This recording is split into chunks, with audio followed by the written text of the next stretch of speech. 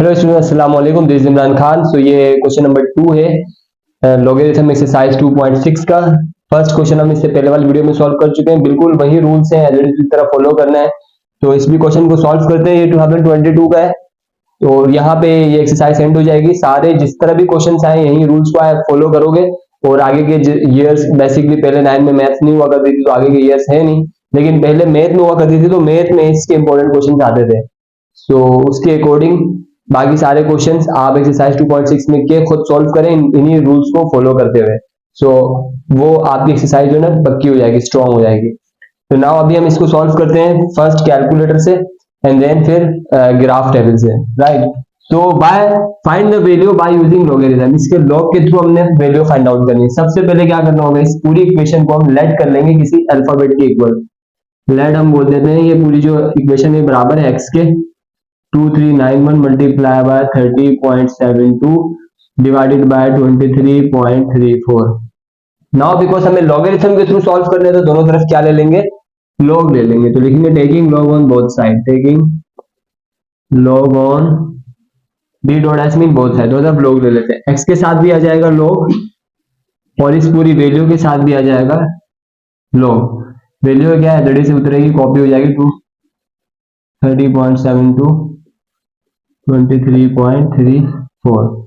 Now यहाँ पे आप क्योंकि लॉग आया इस वैल्यू के साथ तो लॉग के फॉर्मूला से अप्लाई होंगे। अगर दो वैल्यूज लॉग के साथ मल्टीप्लाई हो रही हो तो उन मल्टीप्लाई वाली दोनों वैल्यू को हम प्लस में कन्वर्ट कर देते हैं और दोनों वैल्यू के साथ लॉग लग जाता है, मल्टीप्लाई की जगह में प्लस आ जाता है।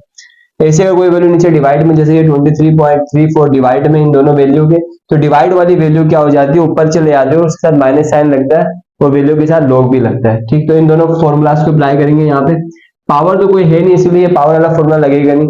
अगर पावर होती तो पावर लॉग से पहले आ जाती है। ठीक है, सो ये मल्टीप्लाई और दोनों इनको प्लस में कन्वर्ट करते हैं। लॉग 2391 मल्टीप्लाई की प्लेस में प्लस और इस वैल्यू के साथ भी लगेगा लॉग। ऐसे ही सॉल्व करना है आपने भी। नीचे वाली वैल्यू ऊपर जाके सब्ट्रैक्ट माइनस, क्योंकि डिवाइड वाली वैल्यू के साथ माइनस के साइन लगेगा, ऊपर जाके माइनस लॉग और ये वैल्यू लिख लेंगे, दैट इज 23.34। नाउ यहाँ पे अब कैलकुलेटर का काम है। अगर यहाँ तक काम वैसे सेम रहेगा, कैलकुलेटर से करो या टेबल से करो, यहाँ से कैलकुलेटर और टेबल की जो है वो डिवीजन होती है। लॉग 2391 अगर आप कैलकुलेटर में लिख के इक्वल टू करोगे डायरेक्ट आंसर आएगा। लेकिन अगर कैलकुलेटर अलाउ नहीं होता है साइंटिफिक, तो फिर आपको ग्राफ बुक से करना पड़ेगा, ग्राफ टेबल से करना पड़ेगा। ग्राफ टेबल से कैसे करते हैं वो हम अभी देखेंगे। फिलहाल इसको हम डायरेक्ट जो है लॉग कैलकुलेटर से सॉल्व करते हैं। कैलकुलेटर में लॉग का एक बटन होता है, उसको प्रेस करेंगे आप लॉग और ये वैल्यू लिख देंगे, दैट इज 2391। तो आंसर आ रहा है जी 3.3785। पॉइंट के बाद 4 डिजिट ले लेते हैं प्लस लॉग। अब इस वैल्यू को भी एज इट इज आप लिखें लॉग एंड वैल्यू लिख ले 30.72। आंसर इज 1.4874 माइनस, इसके साथ भी इस वैल्यू लिख देंगे लॉग और ये value 23.34। log 23.34 equals to 1.3681। Now simple mathematics के रूल आपने यहाँ पे फॉलो करने हैं। क्या करना है, इन दोनों को प्लस करना है और इससे सब्ट्रैक्ट करना है। पहले इन दोनों को प्लस कर लेते हैं, तो इन दोनों को प्लस करते हैं। 3.3785 प्लस 1.4874 प्लस करने पे आंसर आ रहा है 4.8659। डायरेक्ट इसके बाद ये जो वैल्यूज को सब्ट्रैक्ट करवा देते हैं, माइनस 1.3681। ठीक है, तो आंसर इनको प्लस करके इसको सब्ट्रैक्ट करने पर आंसर आ रहा है 3.4978। तो ये जो आंसर आई है लॉग का आंसर है, लॉग एक्स। नाउ लॉग को हटाने के लिए हम एंटी लॉग लेते हैं। तो लॉग हटाने के लिए क्या लिखेंगे, taking anti log on both side. यहाँ पे लॉग इसको भी रिमूव करना है, यहाँ से तो लॉग रिमूव हो गया, यहाँ पे इसको रिमूव करने के लिए एंटी लॉग ले लेंगे, जिससे प्लस से माइनस कैंसिल होता है। ऐसी एंटी लॉग से लॉग कैंसिल होता है। Taking anti log on both side, तो यहाँ पे आएगा एंटी लॉग और ये लॉग एक्स वैल्यू ऐसी रहेगी। यहाँ पे भी हम लिखेंगे एंटी लॉग और ये वैल्यू 3.4978। एंटी लॉग से लॉग कैंसिल एक्स, लेकिन यहाँ पे एंटी लॉग को कैंसिल करने के लिए कोई लॉग है नहीं, तो यहाँ पे वैल्यू सॉल्व करेंगे। जैसे कैलकुलेटर में हमने लॉग की वैल्यूज निकाली थी, ऐसे ही एंटी लॉग की भी वैल्यूज निकलेंगे। क्या करना होता है एंटी लॉग के लिए, एंटी लॉक कोई बटन तो नहीं दिखेगा आपको, आप शिफ्ट दबाओगे ऊपर शिफ्ट होता है, यहाँ पे शिफ्ट दबा करके लॉक दबाओगे तो एंटी लॉक बन जाता है। और जब भी कैलकुलेटर में लिखा हुआ आता है 10, अब ये वैल्यू आगे लिख दें आप सिंपल 3.4978 वैल्यू एज लिख दें एंटी लॉक करके, इक्वल्स टू आंसर आ गया 3146.299। so this is the answer of this question by calculator। Now अब हम ग्राफ की टेबल के थ्रू सॉल्व करते हैं इसको। तो ग्राफ टेबल से कैसे सॉल्व करते हैं, यहां तक हमने डायरेक्ट लॉग से कैलकुलेट किया था इससे पहले, अब हम ग्राफ टेबल से करेंगे। तो ग्राफ टेबल से करने के लिए ये वैल्यू तो ऐसी रहेगी log x। यहाँ पे क्या करना होता है, पॉइंट देखते हैं इस वैल्यू में कहीं पॉइंट नजर आ रहा है, नहीं नजर आ रहा है, इट मीन कहीं पॉइंट नहीं है तो लास्ट में रहेगा पॉइंट। वैसे जैसे इस वैल्यू में पॉइंट नजर आ रहा है ना, ये ना सेकंड डिजिट के बाद फर्स्ट, सेकंड डिजिट के बाद, यहाँ पे भी फर्स्ट सेकंड डिजिट के बाद आएगा। यहाँ पे कोई पॉइंट नहीं दिख रहा तो पॉइंट लास्ट पर है और लास्ट पे हम शो नहीं करते। तो ग्राफ टेबल से करने के लिए क्या करना होता है, पॉइंट को पहले डिजिट के बाद लाना होता है। आप इमेजिन करें पॉइंट यहाँ पर है, अगर इसको पहले डिजिट के बाद आना है तो इस पॉइंट और इस पहला जो डिजिट 2 है इसके बिटवीन में कितने डिजिट्स हैं, 1 2 3, 3 डिजिट्स हैं, 3 है 9 है 1 है, तो 3 नंबर है यहाँ पे। तो इस पॉइंट को कितना जंप करके यहाँ आना पड़ेगा, 3, एक इसके ऊपर से, दूसरा इसके ऊपर से, तीसरा इसके ऊपर से, 3 जंप करने पड़ेंगे। इसीलिए इसका हम कैरेक्टरिस्टिक्स लिखते हैं 3, ये 3 हम इस तरह लिखेंगे। पॉइंट यहाँ लास्ट पर है, पहले डिजिट में आने के लिए 3 डिजिट क्रॉस करना पड़ेगा इसको, तो 3 डिजिट क्रॉस करते यहाँ पे लिख दिया 3, इसको कहते हैं कैरेक्टरिस्टिक्स। उसके बाद प्लस 0 पॉइंट हम खुद से लिखते हैं, इसको बोलते हैं मैंडिसा। और ये लिखने के बाद क्या करेंगे, पहले वाले 2 डिजिट ले लेंगे, जैसे यहाँ पे 2 और 3 पहले वाले 2 डिजिट है, बाकी के 2 डिजिट में से केप टाइप को बना देंगे। तो करेंगे क्या, 23 के लॉग के टेबल में 23 के 9 और 1 में देखेंगे। तो ये रही लॉग, ऊपर लिखा हुआ है लॉगरिथम टेबल 23, ये साइड में नंबर गिवन है, यहाँ पे आप देखो 23, तो ये रहा, ये मिल गया 23 के 9 में और 1 में देखना। एक टेबल ये हैगा 0 से लेकर के 9 तक, और एक टेबल ये बराबर में है। तो पहला जो वाला जो डिजिट है 23 का 9, ये इस वाले कॉलम में देखेंगे, और दूसरा वाला 1 वो इस कॉलम में देखेंगे। तो कैसे देखेंगे, 23 के 9 में 0 1 2 3 4 5 6 7 8 9, ये रहा 9, ऊपर आप देखेंगे 9 की सीट में आए और ये 23 की सीट में लास्ट में चले जाए, यहाँ पे ये रहा। तो ये वैल्यू क्या है, 3784, सही है 3784।